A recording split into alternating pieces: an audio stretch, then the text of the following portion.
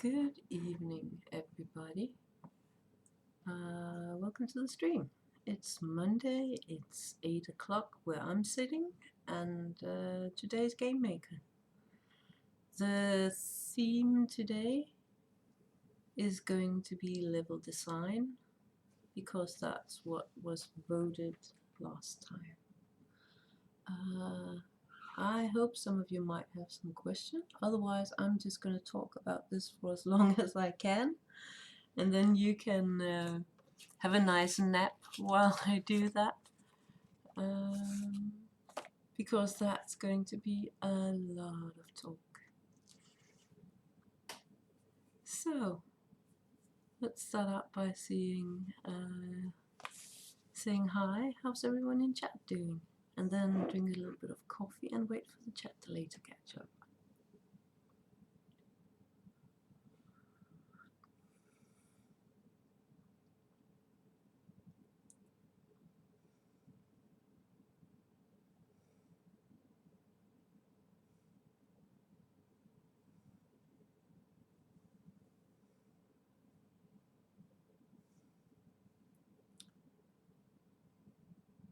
Am I having issues?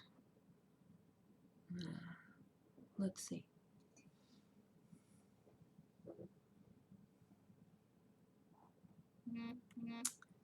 Thank you for the host, Sasu. Very kind as always. Let me start out by talking a little bit about different starting points when you think about level design for a game. Imagine you've never made a game before and you've got this great idea for a game. So you kind of have like the main story of the game that you want to make, or you have like the genre, like you know that the game you want to make is a platform game, or an RPG, or hi Finley, hi Dark Winter Dreams, hi everybody. So knowing the genre of the game that you're going to make is a pretty good start for level design, because it gives you a lot of information about some of the decisions that you have to make when you do level designs. If we do this in the context of Gamemaker, which is where I'm working most of the time at the moment, level design, a lot of that would happen in the rooms that we have here. Let's try going into one, taking the grid off. If you remember, this is our platform game, and in a platform game like this, a level will usually be one room. If you have an RPG, you can say that a level can be more than one room, because a level might be a pretty big map with one or more instance points, where these instance points, there would be a portal that will allow you to use some code to travel to another room. Like an RPG, you go through the town, and if you click the door, there will be an instance transference and you'll go into the inn or something like that. So one of the things that would tell you the choice of genre is how many rooms do I need for my level design. So if you do like a very simple platform game, you can do a platform game that's just one room.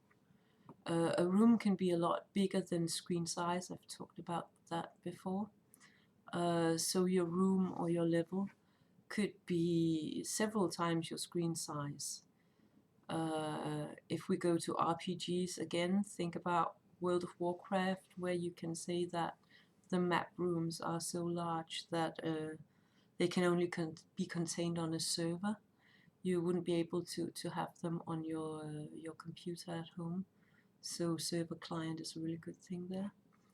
But you could, for instance, go in here and say that even though I think normal screen size would be like what's it called, 920 times 1080 or 1280, something like that.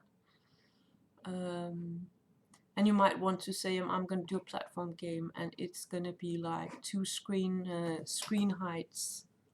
So I'd be like 4,000 pixels in height, and maybe go to 10,000 in width if you want like a lot of terrain that you can move through. So basically, the genre tells you a lot of the things that you need for your level design. And besides the general game genre, like is this a platformer, is this an RPG, is this a top-down shooter game or side-scrolling game, all of these different things give you the tools to get going. Secondly, beside the genre, it's pretty important that you decide on a storyline. Most games today, I think, have a player character. And if you think about what's a game without a player character, that would be, for instance, a card game where the player character is really still there, but not represented as a graphical character in the game. But today, even with third-person view, you usually, most games are built for you to experience them as if you are the player character in the game, or you are,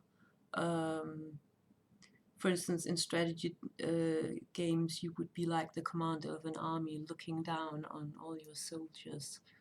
And that would be who your character was in the game. So you need to define for level design what role the player has in the game. If I'm making absolutely no sense to you, or if you need to get anything clarified, please do write in chat and I'll do my best to answer. Hi Binky. Let's see who else have shown up. Eric, hi, welcome.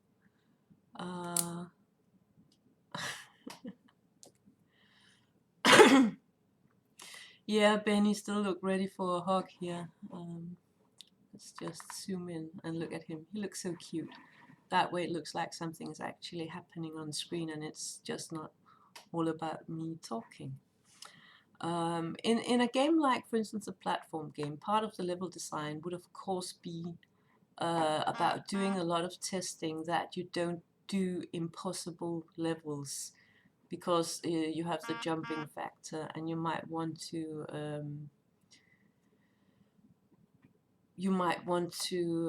sorry, I got distracted. My niece was just writing me on Facebook. 1 second, I need to see what's happening. She's in Spain with my mom. Oh, she just wanted to send me some pictures and report that she and my mom is still alive, and oh, that looks really nice. Yeah, and my sister as well. So where were I? I got all distracted by that. Family in the middle of everything.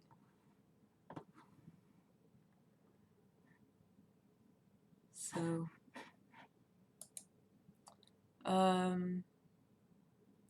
what was I talking about? Chat, help me get back on track here. Finley is saying my last game was 52 rooms of text command based RPG. Yeah.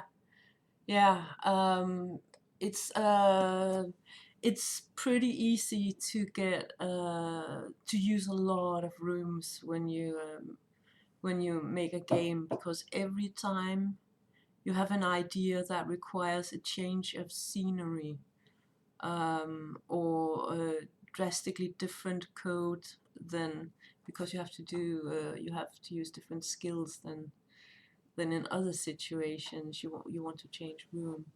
So so that's why it's always a good idea to either you need to kind of get things written down when you do level design, so you kind of hold yourself to to what it is you're actually doing, or you might get lost in it really quickly. Is it quiet? Let me see if I can turn it up a bit. I think that's as far as I can go. Did that help? Anything?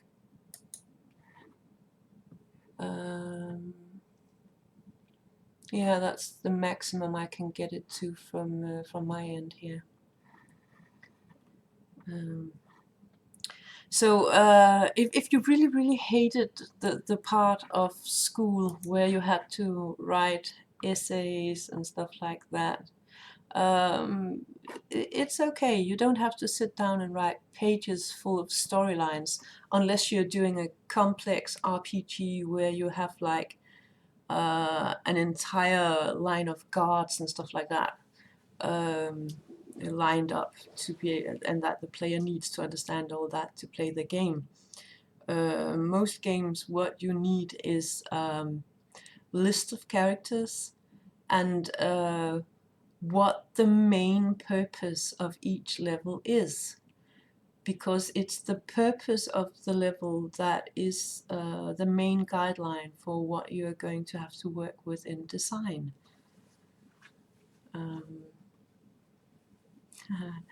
Oh, new Nightbot command. Yeah, that's true. I love my lurkers.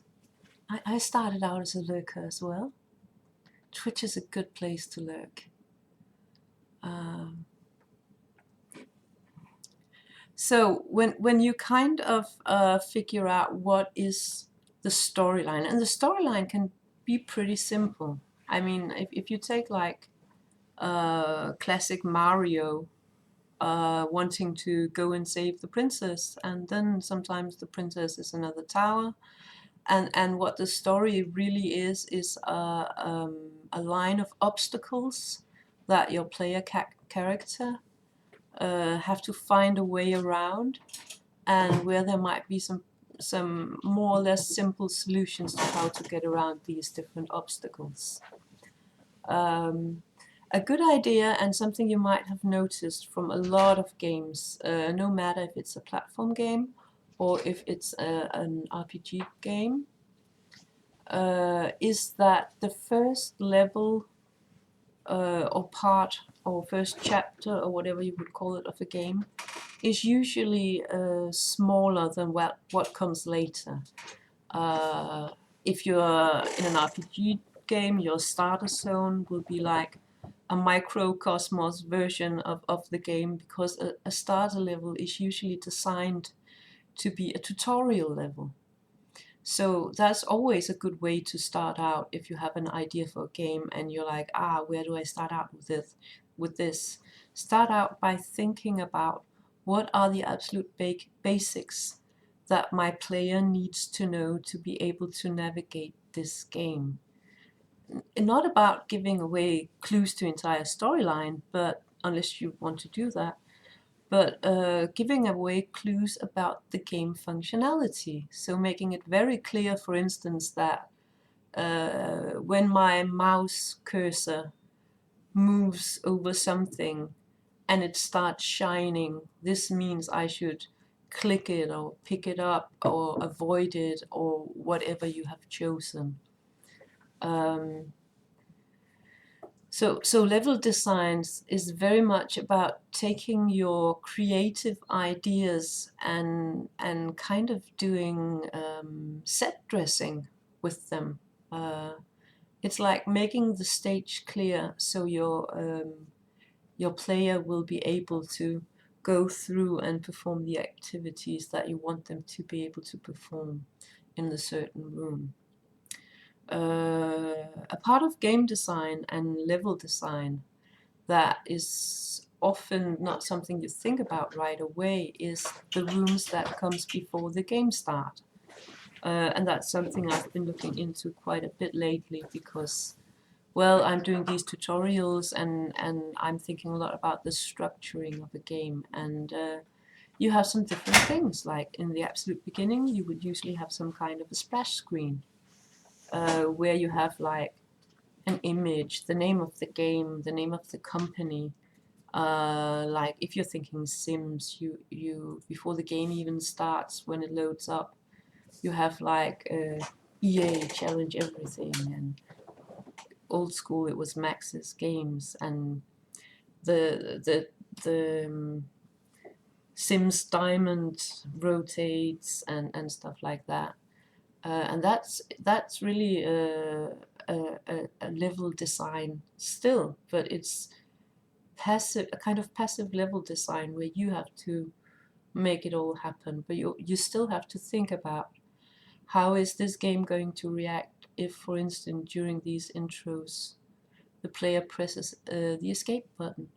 Do you have like a default, or is it going to be the same option no matter what happens? Yeah, I liked Max's. That was a good thing. Sims 2. Yeah.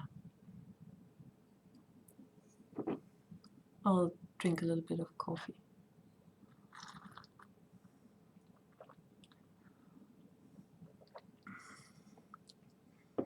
Now, when your game has loaded, and what usually happens, or in many games happens, is that the next thing it's gonna happen to you is you're going to come in an options room.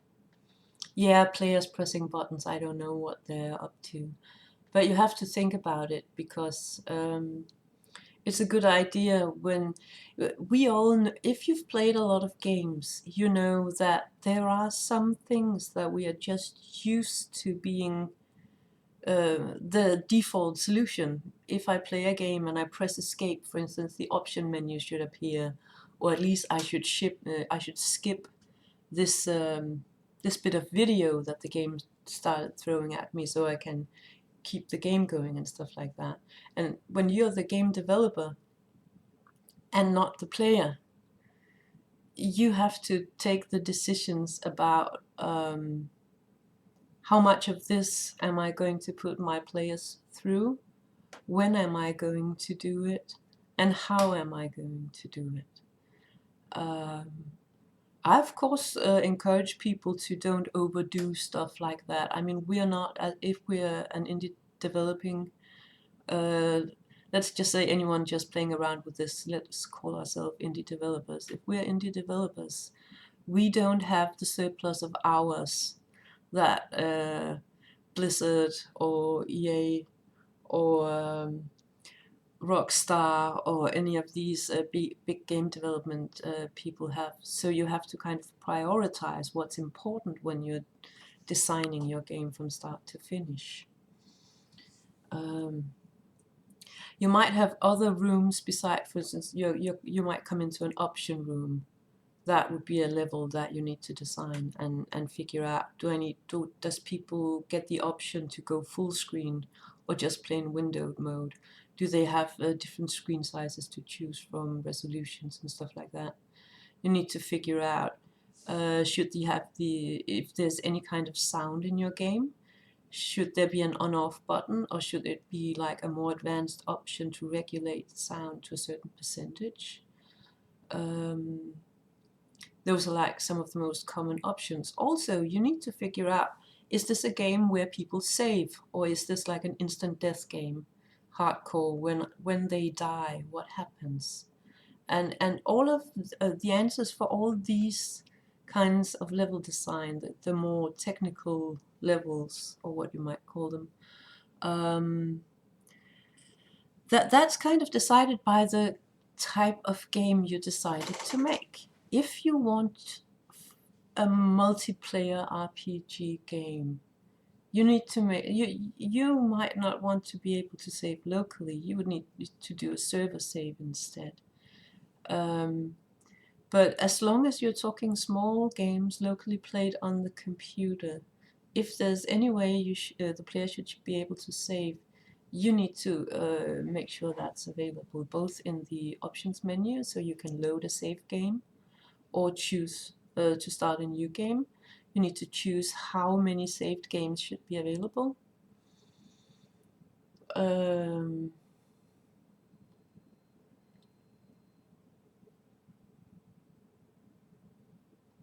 Yeah, that's true, Welshie.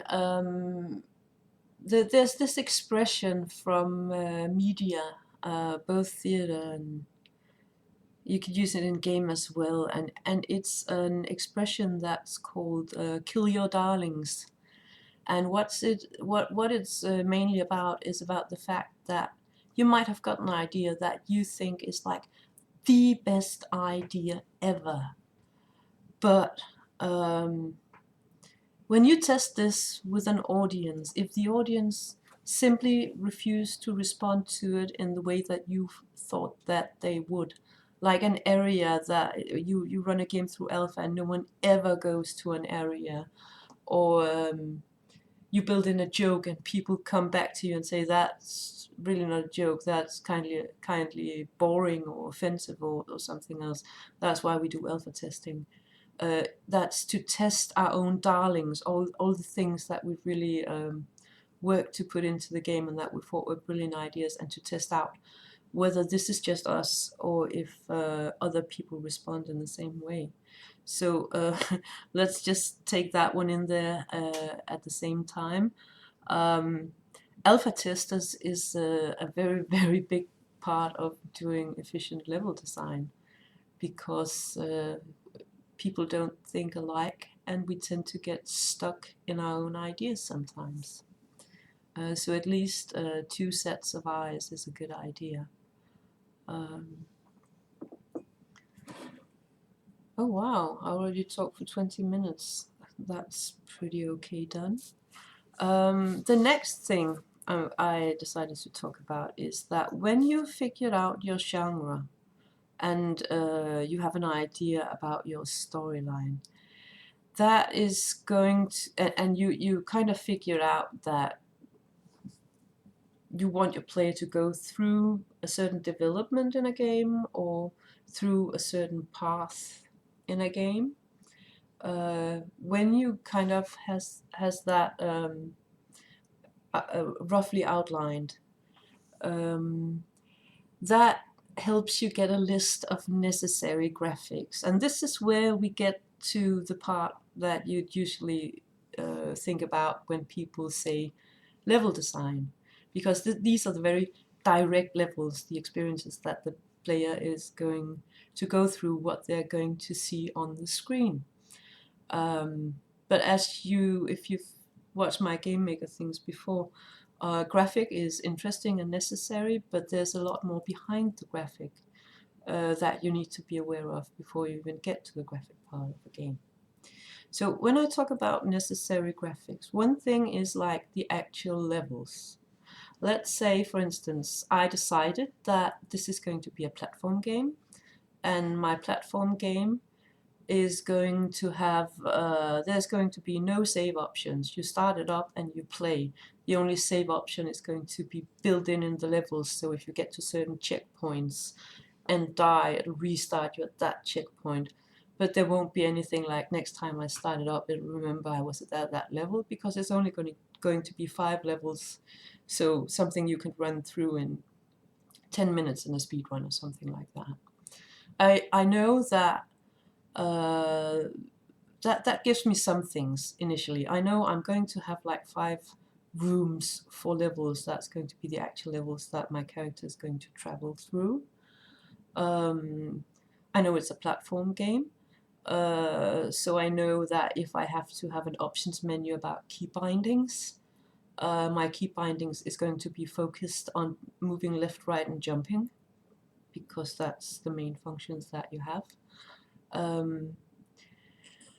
I get an idea about it gives me a starting point for figuring out how big my rooms, when I get to the actual levels, is going to be. And it leaves me with the option of deciding that this might actually be with some really big levels and go all the way to full screen, or I might want to do smaller levels and then do like a smaller port on the screen. So that's a decision I have to make. In this case, like what we have on screen right now, that's the platform game that we started out, and enemies and main character has come by via voting, which means that we don't really have that much of a storyline. I mean, we have a bear, and we know he's our hero, and we all call him Benny because he's kind of made out from Benighted. And then we have our troll, that's an enemy. Um, why the bear and the troll are enemies, that part of the story we haven't really talked about. Plus, I know I need to put in a hunter character as well.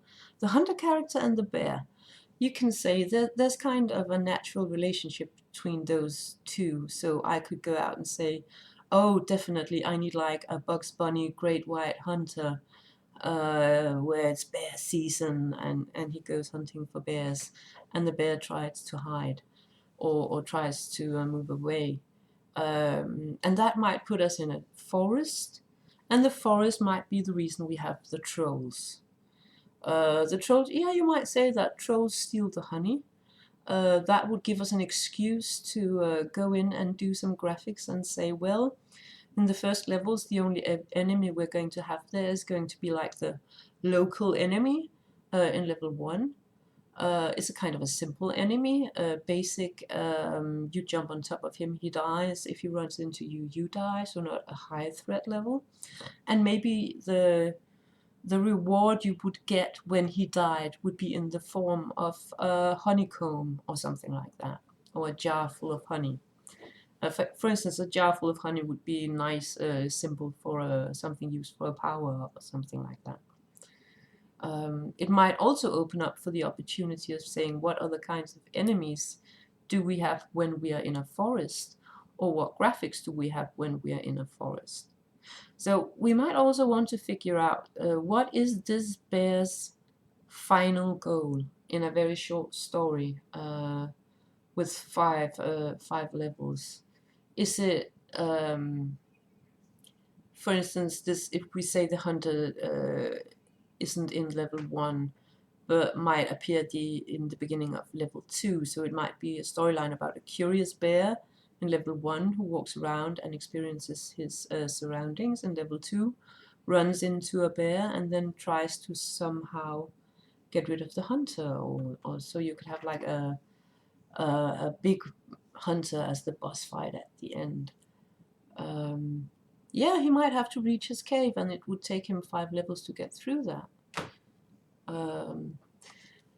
So as you can see, now we're more than one person. I sit here and talk, and you all react, and that kind of helps grow the story, and that is one of the reasons that I personally believe that it's a good idea to be more than one person in a game development team. I mean, you can get some conflict and opposing ideas from being more than one person, of course, and you don't get to like 100% control everything yourself. But the reward you get from the input where you might be stalled, and then you have something to kind of work, some other people to work with. Or in some cases where when we talk about gaming here and you in the chat either say, oh, I don't know, I would like to do the graphics for a game, but I don't know how to code, or I don't know how to do graphics, either one or the other, which is the case for a lot of people. I would say try getting out there and finding the other half of your team. So, but again, that's my personal opinion about that, because I might have some of the skills with the graphic and the coding, but I'm not the world's most creative person when it comes to coming up with an idea for a game. So I would always be dependent on having some idea people to work with. Otherwise, my games would be pretty boring about, here's this functionality doing this functionality, and oh, maybe there should be a boss somewhere. So, okay, so back to the theme of necessary graphics. In this case, when we talk about necessary graphics, and we've decided we have our bear, he's on a journey to his cave, we think about, what do I need graphically to be able to kind of show this story to the player. Of course, the initial logical thing is you need to make sure that your graphic is kind of forest themed. So levels could either be him climbing trees or climbing rocks. You could have like a level that's almost a side-scrolling game, where you, if you imagine like the surface of Terraria, where you could move like. Yeah, that's true, Zazo. Idea people pressure your skills more. And that's the truth, because if you work with people who are not coders, they will tend to come up with suggestions without thinking about whether or not this is possibly to code. So I think that leaves you in a situation kind of being like the CGI team on Lord of the Rings, with Peter Jackson running in and saying, "Oh, by the way, I need an army of orcs, 20,000 attacking this. Can you give me a draft by tomorrow?" And they always said yes, and they always pushed themselves, and it became pretty nice. So having someone who isn't a technician on your team is a pretty good thing if you're more like a technical thinker, to kind of challenge yourself, push yourself, and to discover new ways of doing things. And for the creative people, it's also a big challenge working with the technical people, because instead of having like 100% free reign with what you want to do, sometimes you'll get stopped in the storyline you want to tell, because you're being told that this is simply not possible to get done. So yeah, it's like a really nice mental sport, right, Finley?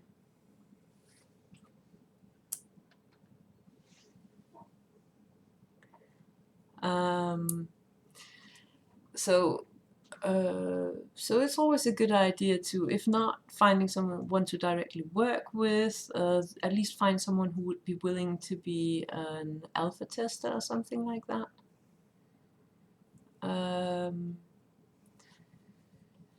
Back to the thing about necessary graphics. Yeah, I'm going off on paths on subjects like this.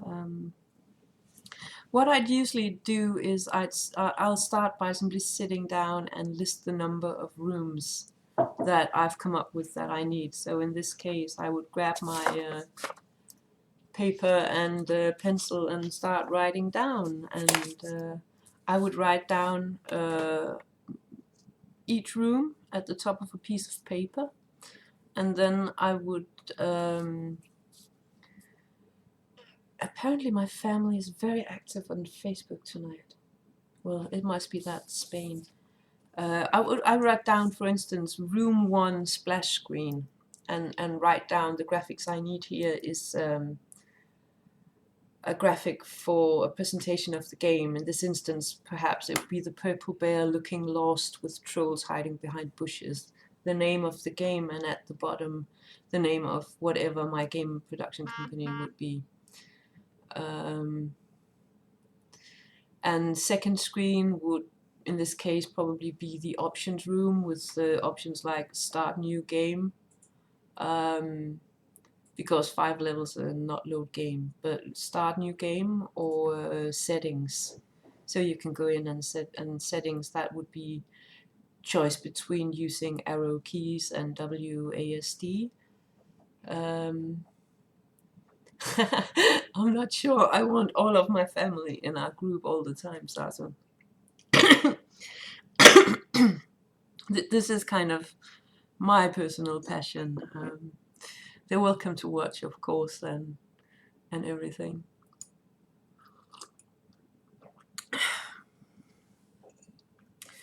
Well, that got me out of it again. Family.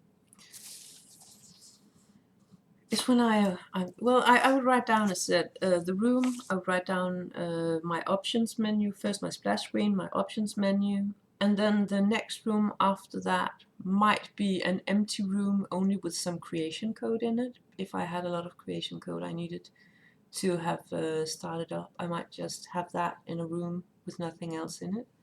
And then the room that would be my first level, my tutorial level.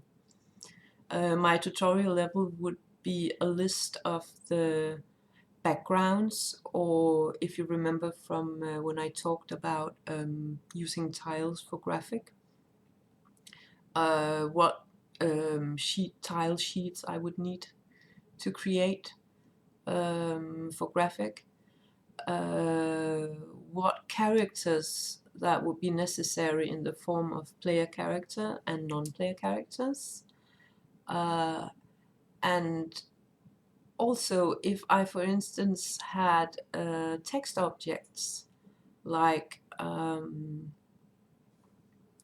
tutorial text in the beginning explaining either how to use buttons or just a little story that pops up that as soon as you start moving your character, a timer would count down, and after, for instance, 5 seconds, a text would pop up with a little story about this bear looking to get back to his cave.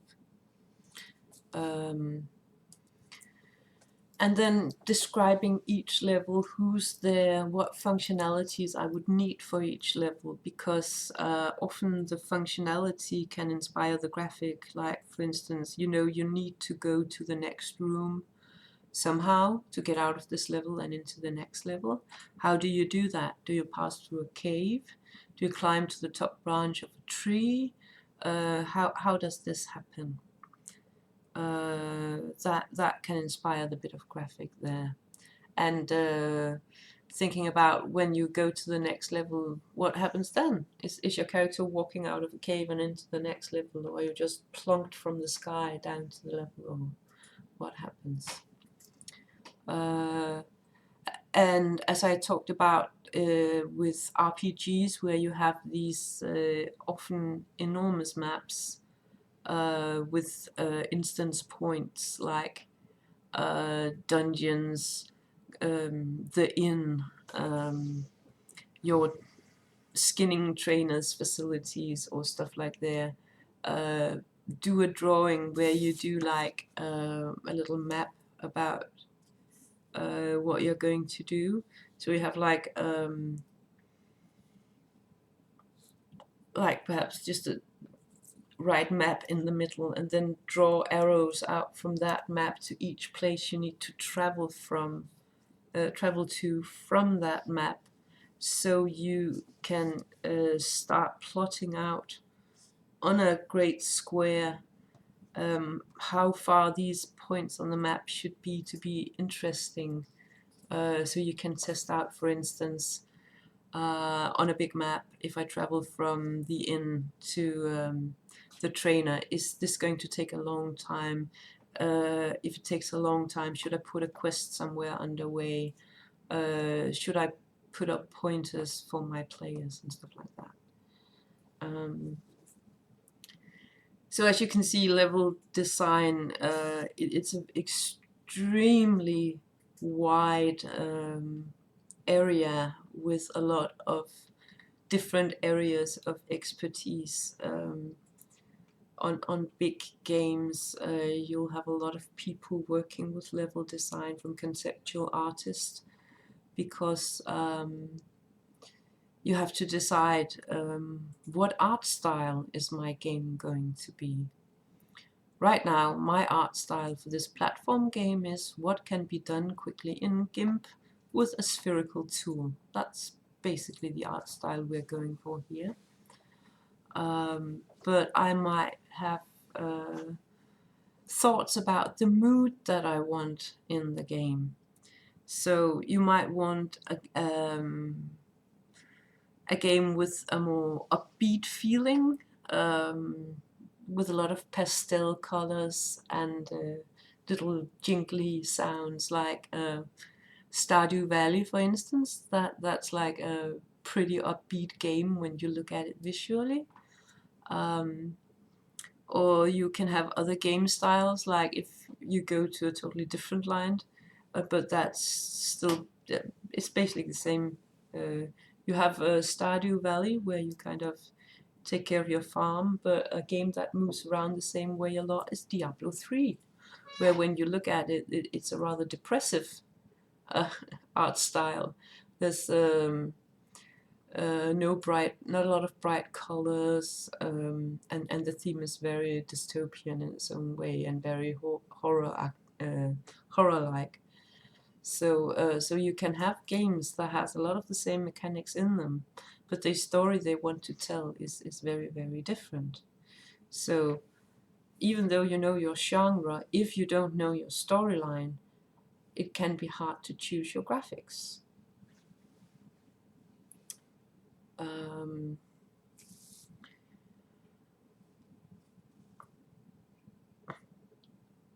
Yeah.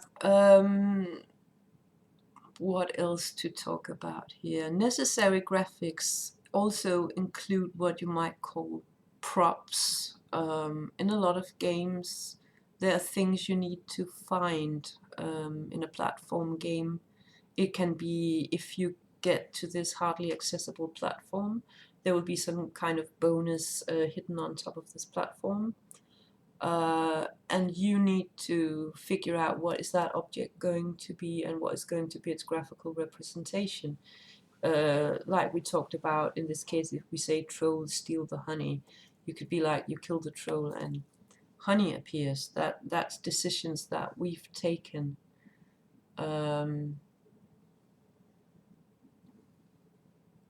Because we thought that they fit into the storyline. In RPGs, that would also include stuff like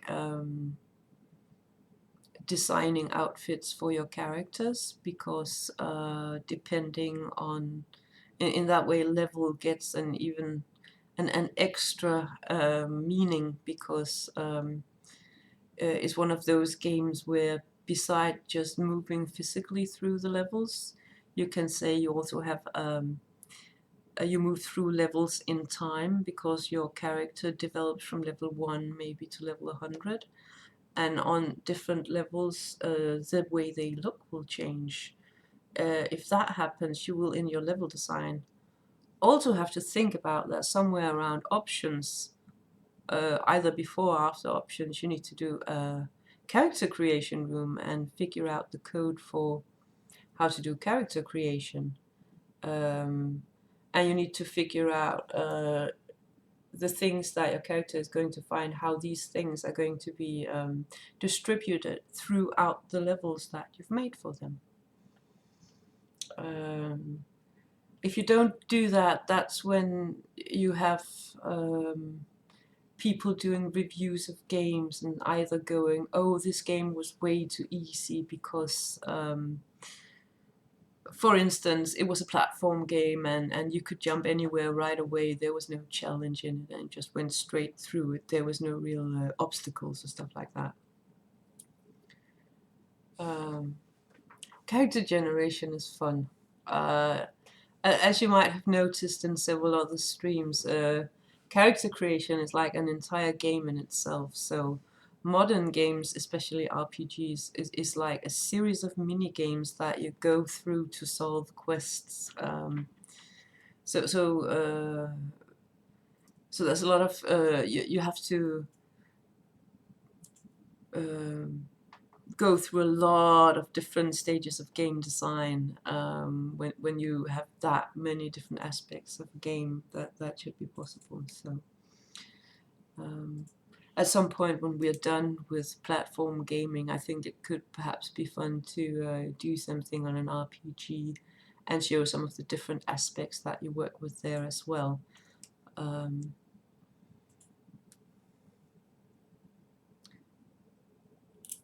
Did you include the Eurohumans? Yeah, you can use an entire stream for character creation. It's like inventory management. Inventory and character creation is two of the big things in a lot of games now, and we spend a lot of time doing it. So the designers invest more and more time in making it look interesting, because they have, of course, also noticed that this is an area where people invest a lot of time. and that leads to games that come out, and what people talk about most is, like, for instance, what's it called, the one that Anna started as well, where what people talk about is, wow, this game has the most detailed character creator ever. And that's become kind of a selling point for a game. Of course, I love character creation, but if that's the biggest thing about the game, this might not be the game for me.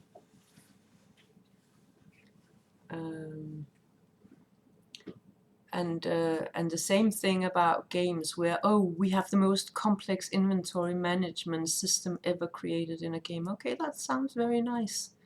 But a lot of games today, it's almost been a rule to try to break every rule about what people usually did with games, because if nothing else, you can get attention on a game by doing something that other people didn't do before. This is not necessarily a quality trade, but it is definitely a marketing trade.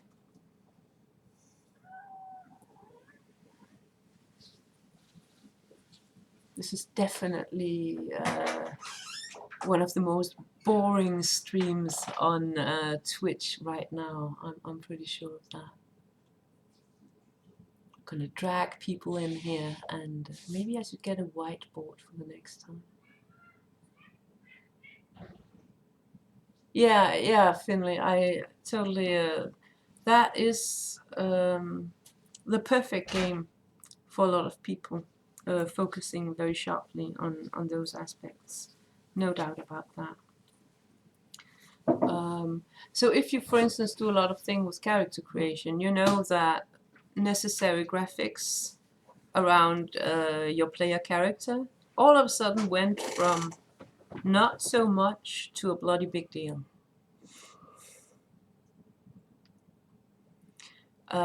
Because, well, just if every animation you have, you need to have the same animation for all different skin colors you might choose, for all different, yeah, you know, I don't have to go into details about that. And if I want to go into details about that, I promise I'll deliver some coding along with it as well.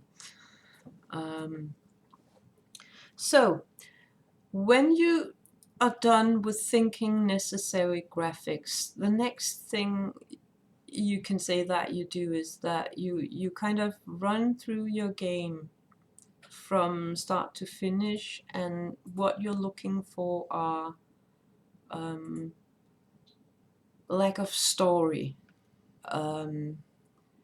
because it will feel illogical for the player if there's a lot of options to do stuff in the game, but all the stuff they can do is unrelated to the main story.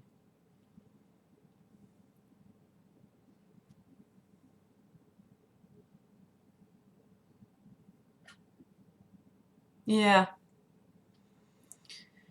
Yeah, you can do that in some things. In other things, you have to do all the... Yeah, it depends on the art style you choose, whether you can do it with the grayscale or not. I kind of envy you for choosing that options. Haven't done that in the ones I've been working with, because a lot of the different options is based on more than it's graphics more than its color. So yeah.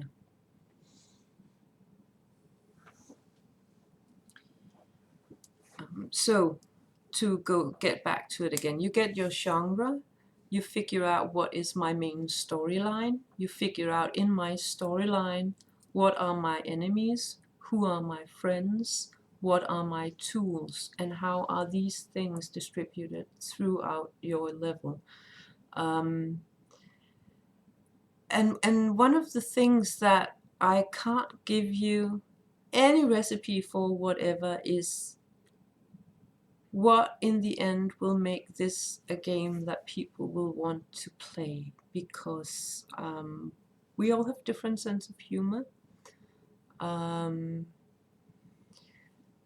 You might have don't think that you have a good story for a game because, oh, everybody else already told this story, but maybe there's a tiny twist on the way that you thought when you made it that can kind of rocket a game that seems like be the same story like everything else, to have some aspect that just yeah, I mean, if you just look at titles, Goat Simulator, who'd have thought? um, Stardew Valley is a game, when you look at it initially, it looks like, of course, a very nice game, but not something that so many people should get so obsessed by. So why is it happening exactly with Stardew Valley? It's hard to say. They've just been very successful in matching up their graphics, their music. They've done a hell of a lot of work on storyline in a game like Stardew Valley because there's a lot of intertwined storyline going on there. But on the other hand, a game as simple as the old Mario Brother games, they didn't have a very complicated storyline, but they have an extremely entertaining gameplay because that was a style of game that got you almost physically involved while you were playing it on a higher level. Yeah, I'm toast again. Cook, serve, deliver. The chocolate game that Anna loves so much. That there's a lot of ideas for games out there that could be either the biggest bore of the century, or maybe really, really funny. All depending on how people decided to design them and what style of game that game genre they decided to do it in. So yeah, Pac-Man. Tiny little dot chasing around, and ghosts and berries, and not initially something. I mean, go all the way back, Pong. Some of the first games that came out. Hi, Binky. So yeah, I need to drink. Yeah, I don't know if you can hear it, but my voice isn't perfect at the moment, so a bit more coffee.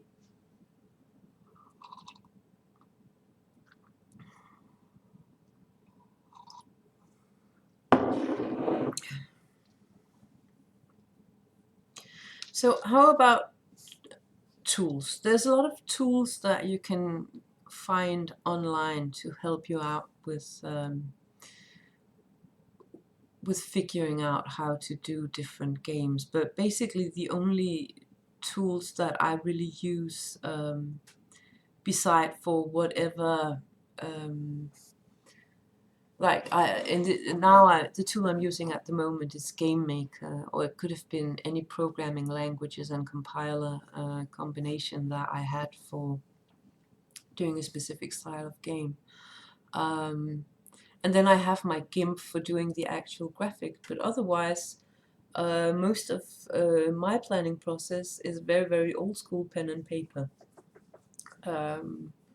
where I will simply grab a stack of printer paper and I will start drawing out rough sketches of the different rooms or levels or screens, whatever you want to call it. So I have like a visual representation I can go through when I need it. Of course, I write down words and lists as well, but visual representation just often say a lot more. If you, for instance, I'm going back to RPGs again because a lot of interface design, as we've seen it throughout the last 10 years, have been rocketed forward by RPGs. If you need to figure out, for instance, if I'm doing inventory, how is my inventory going to look? We, of course, at the moment have kind of agreed to a standard that is all these little squares with all these little pictures in it. Some games have text-based inventories. Think about Fallout, for instance, where you have your text-based inventories. Those are two different choices, and you have to make the choice. One of the tools for, besides pen and paper, for making choices, in my case, is often not. I don't always go for what is going to look the best. I spend a fair amount of time thinking about the person who is going to play the game and the availability of the finished game. And by that, I don't just mean what platform is I'm going to publish to. Is it going to be a browser game, or I'm thinking about setting a minimum standard for what computer you imagine this game is going to have to run on. So, for instance, Binky, he's mentioning old arcane games, limited memory availability, but last 4 hours. And some of the really good things about the old arcade games was the very simple style of graphics. Today, graphics can be extremely advanced. Besides the whole new challenge of VR, we have just standard 3D that comes in a lot of different versions for different game engines. Almost every developer has their own favorite. I haven't worked a lot with 3D because it simply involves a lot more work than working with 2D, and I'm lazy. Plus, it requires that you have a computer of a certain standard for the development process, not just for the game, but also for not just for running the game, but definitely for rendering all the graphics you need when you work in 3D environment. So I like old arcade games. A lot of them were made with levels that were enemy based, but where the background might have been a graphic loop. So you all remember shooter games where you have like enemy ships or asteroids coming in from the top of the screen, and graphics kind of just moves down the screen, and it's like a top-down scrolling game, and you just have to kill the enemies and clear the way and move out there, and it doesn't really require a lot of graphics, but the continued movement of the game keeps you involved in it. So early on, when you designed levels, you had a lot less tools to do it with and a lot less memory to work with in the computer. But oh, I had a new follower. Who followed? I missed something. That's so typical me. I'm just talking.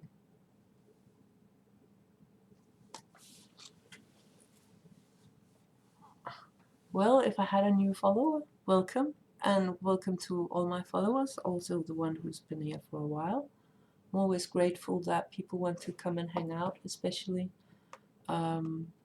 when I have something like this that's really a very, very long rant from me. Yeah, exactly. You have to make it look like things are moving even when they are not. So if you remember from some of the earlier stuff I made on Gamemaker, working with like putting in a gravity value to make sure that our graphics keep falling through the picture at the same pace. Writing in a lot of X and Y values. And back in that day, you didn't have graphic programs, which meant that part of the coding was also writing the X and Y coordinates for all the polygons for the graphic in your game. So that was an entirely different level of level design. Today, we can allow ourselves to think much more abstractly. Because there's simply so many tools available. I mean, early game makers would have been blown away by something like Gamemaker, where so much of the code is already available. So you don't even have to do it. You can just kind of stand on the shoulder of giants and just do like put the functionalities together instead of having to figure out how to write the functionality.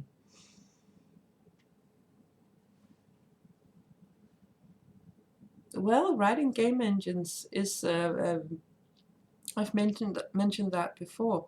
If you've never tried writing a simple game engine, it's a really good practice, and it lets you, even if you fail while doing it and don't get the game engine you wanted out from it, you will get a very deeper understanding of what's actually going on inside games, and I really can't see that as a negative. That was 1 hour. That means that we are coming up on my first break. I've had a request that the Sims game that I run every first Tuesday of the month and that I ran yesterday as well, to keep that running throughout the break. So if you'll just excuse me for a couple of minutes, I'll just arrange that. So it's going to be a little bit quiet from here, then Sims is hopefully going to come online, and then I'm going to take a little break.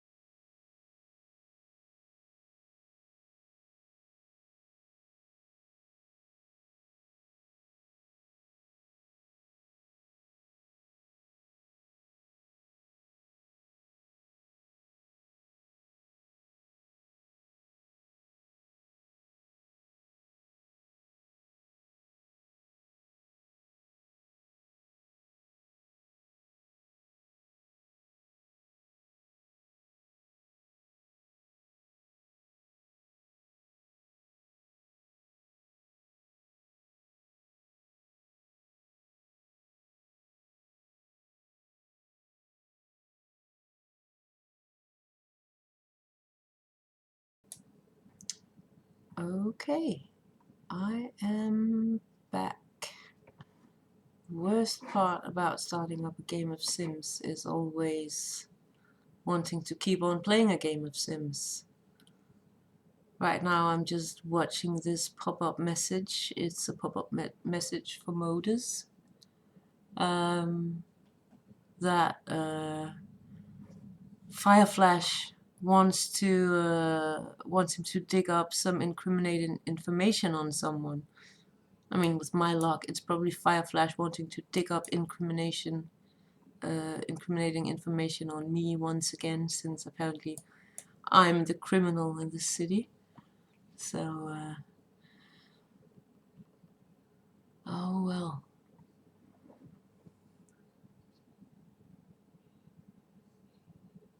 Well, initially, let's just accept on his behalf, right? We can always let him run out and do that later. So Timid here, I sent her to get her paranormal career started because she really wanted to do that. Long-term wish was being a paranormal profit hunter. So, so that should be started up now.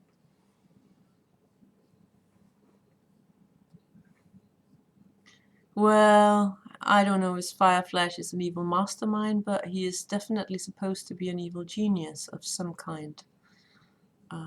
If you mastermind something, let's figure that out when we get to it.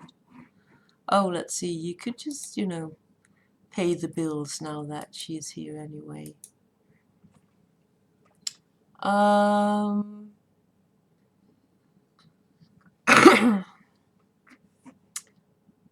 I am not sure whether I should just play a little bit of this and then talk a little bit about level design while I'm doing that. Just let this one run.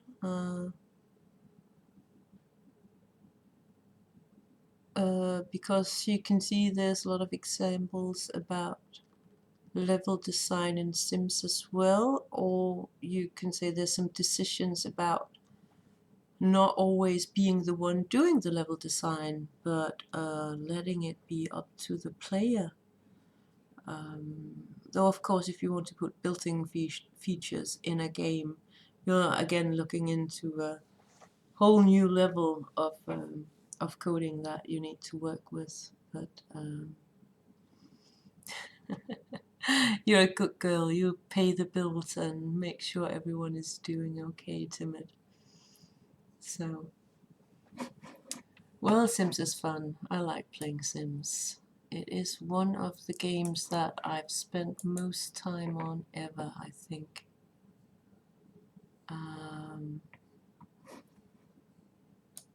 This and SimCity is of course a favorite as well. Oh, there's an ice cream cart out there. Let's see. Just need to figure out some of my stream windows on the other stream. Well, the kids are still working, and I have to say, Timid, the kids are only working because it was the first wish they had when I moved them into the city. They really, really wanted a part-time job. And they're not really kids, they're teenagers. And in most countries, teenagers are allowed to have some kind of legal occupation. So, what's happening? Oh yeah, digging for dirt. Let's see what's happening in here. Who's that? That's Money. You remember last time we came back to the family? He was famous. I think he's flirting with. No, not flirting, but he's definitely talking to Sazu. So that's not flirting. That's his her uncle or daughter here. Oh, that's because I was looking at Modus. This is Money.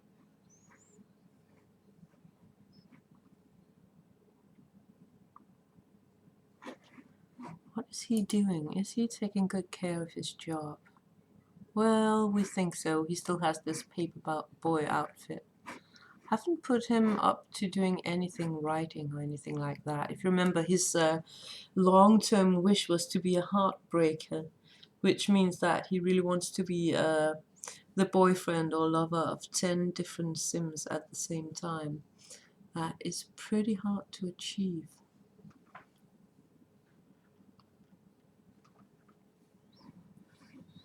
Yes, Moninius is actually wearing some clothes here. Oh, that's the paparazzi. That's because he's famous. Look, you've got 2 journalists hanging out outside the door here, hoping to catch a glimpse of him. Are they playing tag again? Yeah, they definitely are playing tag again.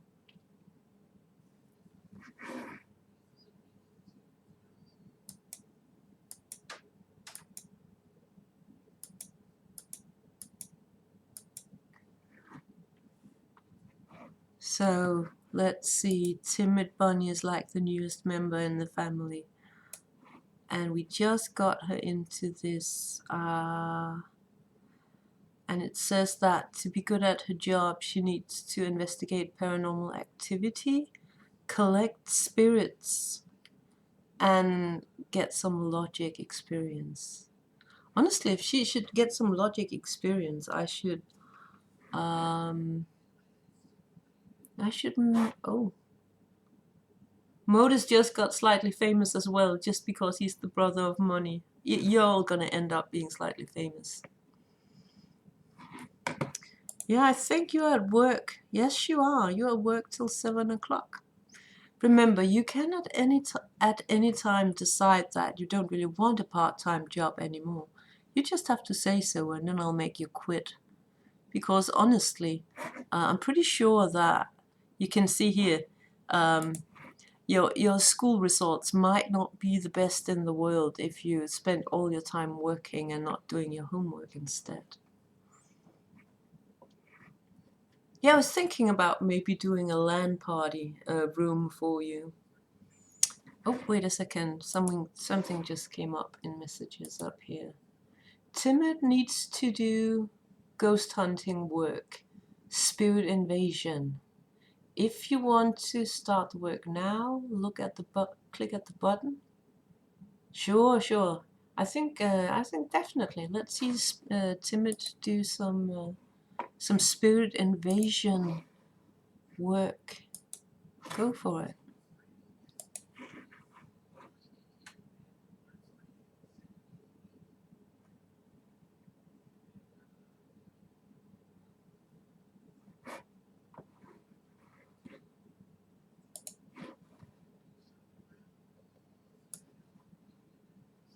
So let's see what. Oh, that was so. Did you see her uniform? That was really cute. Slightly Ghostbustery uniform.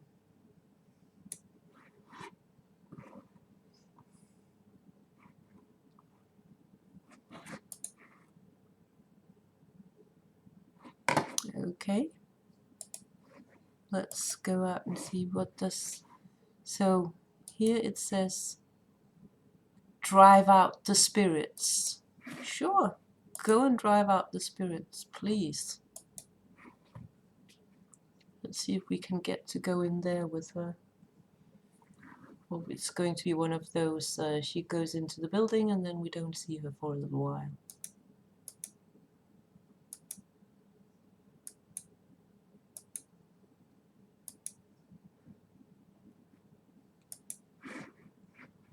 Okay.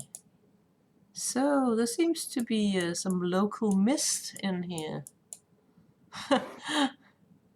Let's see if we can find a spirit. Oh, I think I see a spirit out here. Isn't that a spirit, perhaps? Yeah. Let's go and drive out this spirit. Go, Timid. The bunny ghost hunter.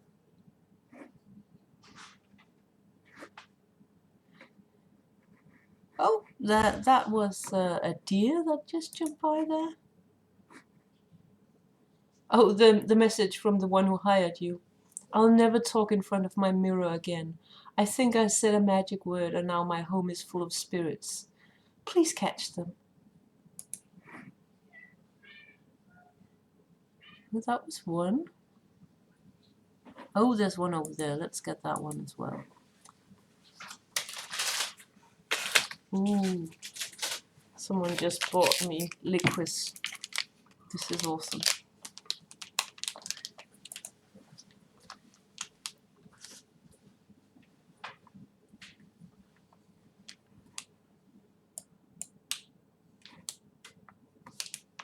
See, spirits all over the place.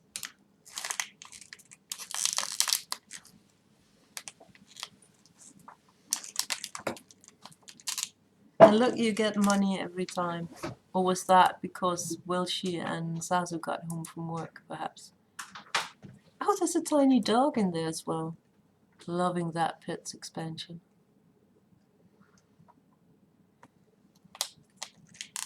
Looks a little bit like a chainsaw proton pack. So like a mixture between Ghostbusters and Evil Dead.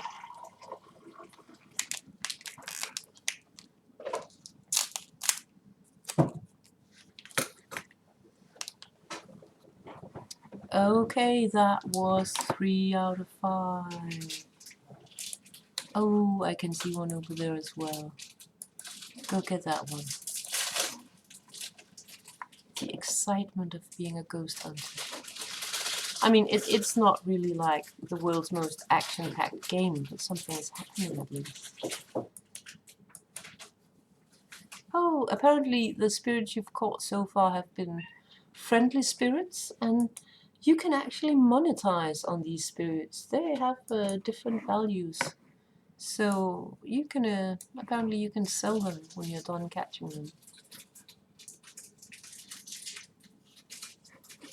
That was 4 out of 5, and I think the last one was at the other side of the house. It's the gatekeeper, or the key warden. Let's see, I can see it there. Let's try going over here and see if I get an option.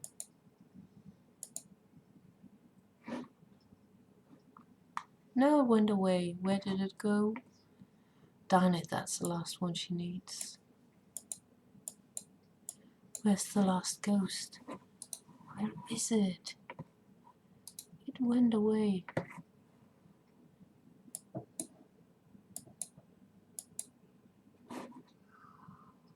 Yeah, that's not a ghost.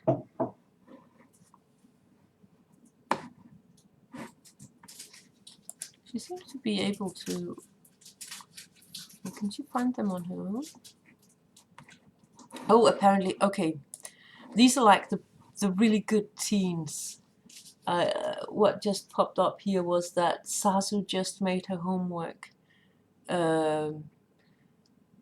with Welshi. So it's now like 8:42 in the evening, and they finished their day's job, and they came home and they went straight and did homework.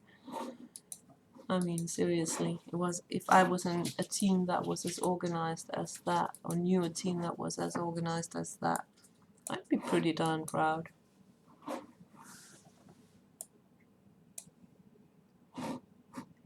I wonder where the last ghost is. I don't seem to be able to really find it.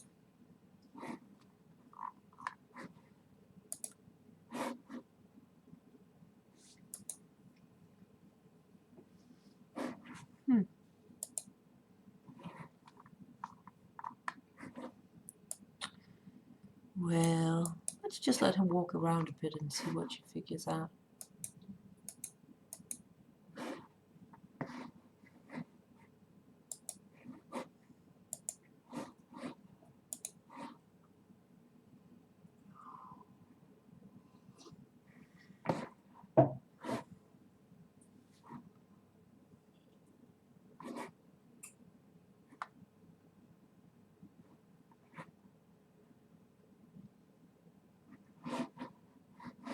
Well, it seems like she figured out where the ghost is because,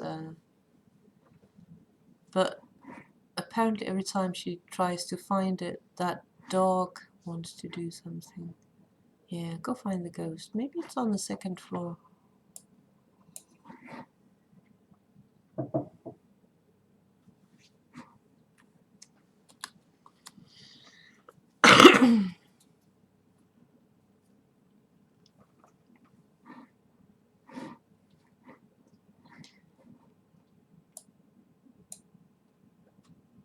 Yeah, apparently she needs the lift to find the last of the ghosts, so let's get that done. I think we're gonna let Timid Bunny get the last ghost and finish her quest for this, and then I'll probably finish off for the day a little bit early, I know, but yeah. Oh, it's out there! That is so unfair.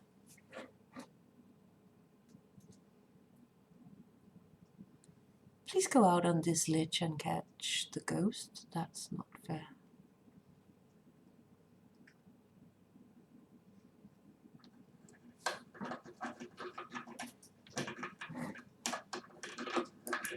There we go. And let's just see here. This is like the inventory where all the different ghosts are hanging out. You can see the type of spirit. This is a lost old spirit at a value of 200. This is a lost young spirit, value 100. A lost young spirit. This is a nice old spirit. Apparently nice old spirits aren't worth as much as lost old spirits, because this one's only worth 50. That dog really seems to want her attention without really getting it. Oh, there it is. Rusty little dog. It's kind of cute, isn't it?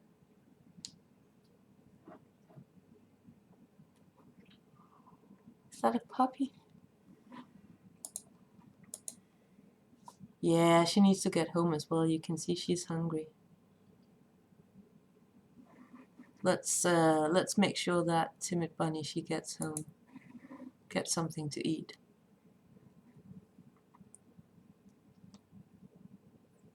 But you want all the dogs, Welshie. Some of the dogs actually belong to some of the other characters you might run into in the game, so you can't have all the dogs. And the ghost dog from last time that simply just disappeared, you couldn't have that one either. But at some point we'll make sure that you get a dog. There's always just the option that I can have one of your Sims call the adoption agency. And then you can choose whether you want to adopt a cat, a dog, or horse. Because that's like the other option if you don't immediately make friends with the local animals in the city.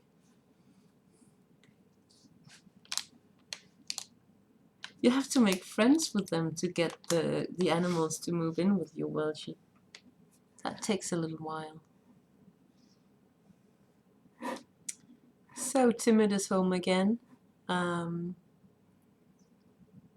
Slightly hungry. Let's grab a quick meal maybe. That way she doesn't have to starve while waiting for cooking. But yeah, I think I'm gonna finish up early today for different reasons, not to be gotten into too much, but as always it's been entertaining. It was fun talking about level design, and always fun just doing a little bit of Sims. I'll make sure I remember to do a little bit of Sims every once in a while, besides every first Tuesday of the month. So but with this view of Timid Bunny going to the computer and getting some gaming done, good night to all of you. And if Anna is still online, you should all go back and get some socializing done in her channel, because that's definitely always worth it. Bye.